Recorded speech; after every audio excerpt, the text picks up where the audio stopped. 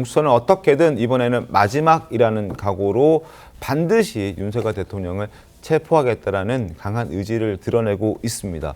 아마 지난번 실패 때문에 많은 비판을 받아왔기 때문이었을 텐데요. 당시 오동훈 처장의 목소리 한번 다시 들어보겠습니다.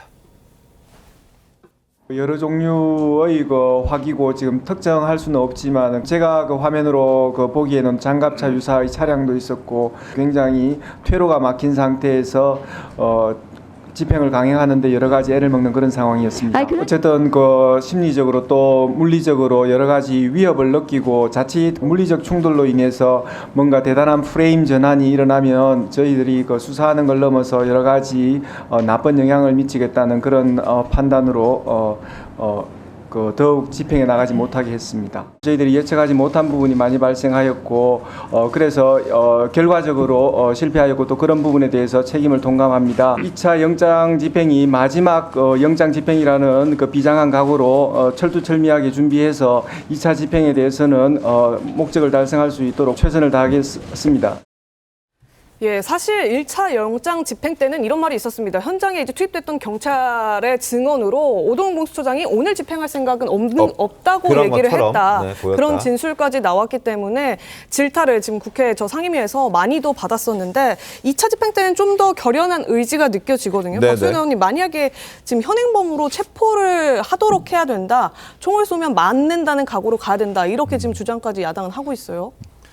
그러니까 이제 이성윤 의원이 국회에서 정식으로 발언을 했는데 그 전에 저한테 개인적으로 그런 얘기를 똑같은 얘기를 했어요. 네. 국회로 걸어가면서. 예. 이런 얘기 해도 괜찮겠냐? 아니 그런 게 아니라 그 정도 똑같은 얘기를 된다. 저한테 이제 얘기를 하는데 그건 뭐냐면 만약에 이게 검찰이 이를 체포영장을 집행했다면 아마 그렇게 했을 거다라고 하면서 이제 이 영장 집행의 실행 의지에 대해서 굉장히 강조를 이성윤이 한 표현이거든요. 그전엔 그럼 의지가 좀 박약했다, 그러니까 없었다 그런 이렇게 그런 공수처는 그게 부족했다라고 하는 것을 이야기하는 과정인데 그렇다 하더라도 저는 이제 저런 표현이 사실 우리가 이렇게 지적을 할 만큼 어떤 큰 문제는 아니나 그런 어떤 의도가 정확하게 전달이 안 되고 다른 왜곡돼서 들을 수 있는 이런 부분이 있다면 좀 표현을 좀 조심해야 된다는 생각이 들어요. 단순히 표현만의 문제였던 게 맞습니까? 만약에 2차 영장제 집행 제대로 안 되고 체포에 실패하게 된다면 야당의 질타 더 거세질 것 같거든요. 아니 그러니까 그렇다고 해서 이 문제를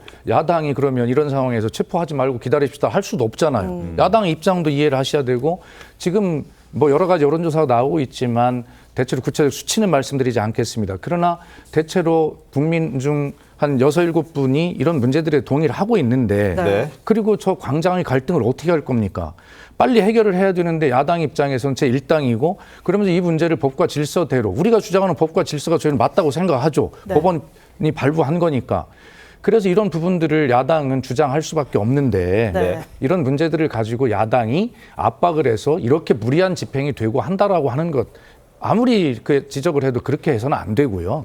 이런 문제에 대해서 다시 결론을 내리면 윤석열 대통령 본인이 결자 해지로 당당히 걸어 나와서 법적 정치적 책임을 지는 것이 이런 어떤 사태를 방지할 수 있는 유일한 길입니다. 다시 한번 강조드립니다. 하나 더 여쭤볼게요. 그럼 오동훈 공수처장 2차 영장제 집행 실패하면 탄핵하십니까? 아니 꼭 그렇게 할 수는 없고요. 그렇게 일이 되지 않도록 기왕에 본인들이 어쨌든 수사권을 달라고 요구해서 경찰도 검찰도 넘긴 거 아니에요?